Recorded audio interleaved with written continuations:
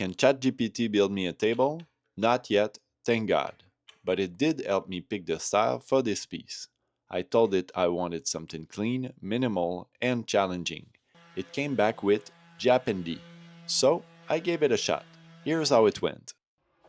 So I started by digging through my walnut stack and pulled out one board that I've been hoarding for a while. Beautiful grain, nice color, a little twist, but nothing a bit of persuasion couldn't fix.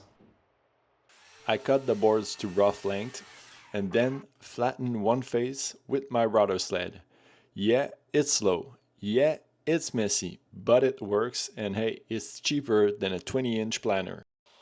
With a clean reference face, I squared one edge using my adjustable table saw jig. Way more reliable and safe than eyeballing it with the fence. Then I flipped the board, ran the second edge with the regular fence, and called it good.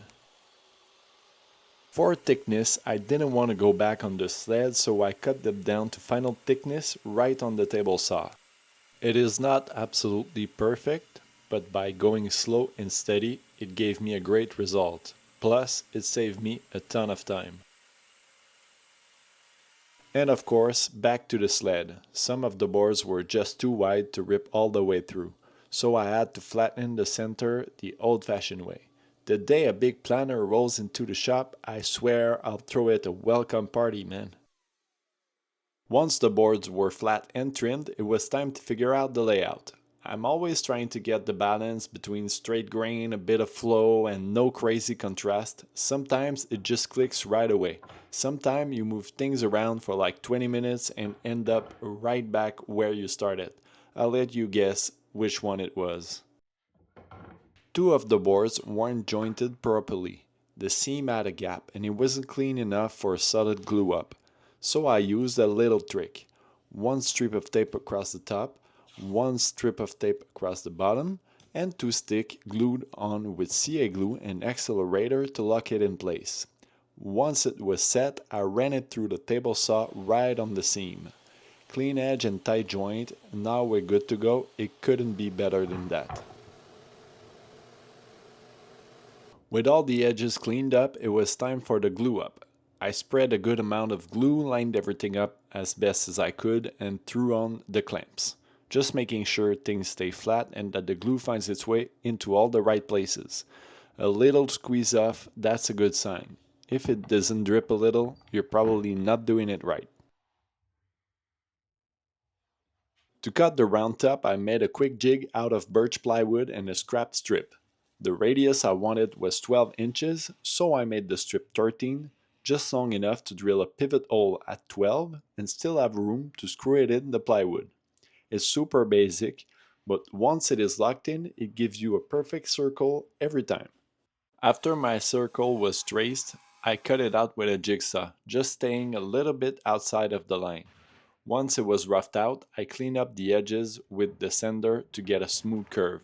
It doesn't have to be perfect, just smooth enough for the router to ride along later. Okay, so now we have glued the panel together. I'm gonna wait until it dries. Now I'm trying to figure out what legs I'm gonna use. I'm gonna try something that I saw on the internet. It's kind of a Japanese style. It's kind of hard to explain right now like this, but I'll get started and I'll show you what I mean. I cut the legs with a slight angle, just enough to give the table some stance without going full tripod. Then I rounded the outer edge with a 3/8" radius bit and the inside corners with a smaller 1/8, just to soften the shape without making it look too chunky. It's a small details, but it makes the whole thing feel a bit more refined. Remember earlier when I said it was easier to show than explain? Yeah, this is what I was talking about. I'm joining each leg to a small horizontal block. Together they make that clean angled L shape I was aiming for. I used dowel to keep things aligned, simple, strong, and no hardware. But my framer instinct kicked in and I went a bit too fast, like I was framing a wall or something. It looked fine at first, but let's say I had to revisit that later. So now you see what I was talking about right there. I went pretty fast last time. Don't know why, but it's not good. I won't make you sit through the whole leg redo. We'll get back to that mess later. These legs hadn't said their last word yet. Don't worry, more mistakes are on the way. But for now, let's jump over to the top. I traced a circle into the panel and got ready to cut it out with my jigsaw. Or more like, I wrestled with it. Not sure who won, but I think it was the jigsaw. It kept bouncing all over the place, the blade was fine, the panel was clamped, and I looked it up, and honestly, the jigsaw itself just sucks. I guess we can't have the dream shop right from the start. But hey, this kind of struggle is what's gonna make me really appreciate good tools when the shop gonna level up someday. For now, I grab my circular saw and make it work. Small shop, no budget, just figure it out and keep moving.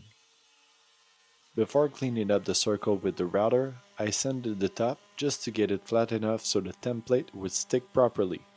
I lined up the template on the rough circle and stuck it down using green tape and CA glue.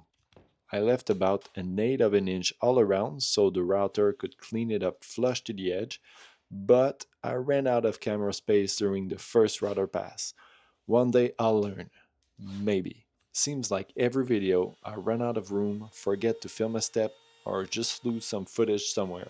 Being a YouTuber seemed way easier from the outside. Alright, next up, the crucial steps.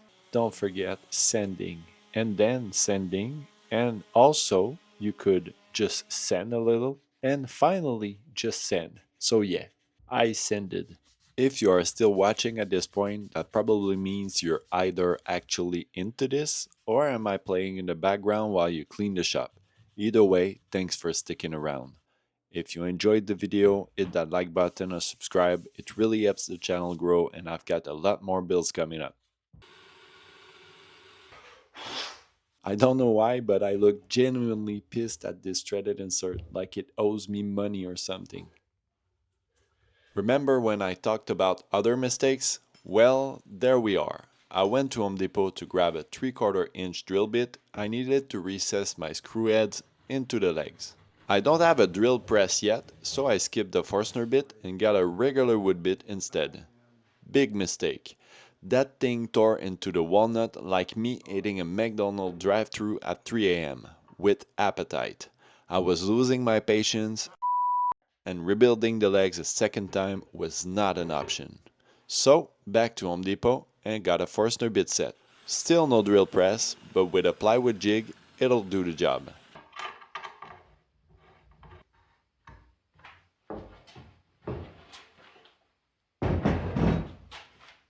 Now here is the result before finishing. I don't really like it. There's something about it that I don't like. It's the diameter of the legs on the ground relative to the top. Good thing is that I used threaded insert under, so it's a quick fix. I spent the day fixing stuff here, but yeah, I just have to change the angle a little bit. I did 5 degrees. I think I'm gonna try 7. This table challenged me a lot. I think it's gonna be great once the angle is fixed. So let's do that. Once I settled on the new angles, I cut the fresh legs again. Then came to the finish, Aldi's oil on top and on the leg. Quick wipe, I let it soak, and then I buff it out. Honestly, nothing beats seeing that walnut come alive. It always impresses me the difference it makes when applying the finish. Time to put it all together to see if those change made a difference. Spoiler, they did. Way happier with the final stance, it actually looked like something I had in mind right from the start. Not bad for a build that tried to fight me the whole way. If you're still here, you clearly enjoy some chaos with your woodworking. So hit like, maybe subscribe, and I'll catch you in the next one.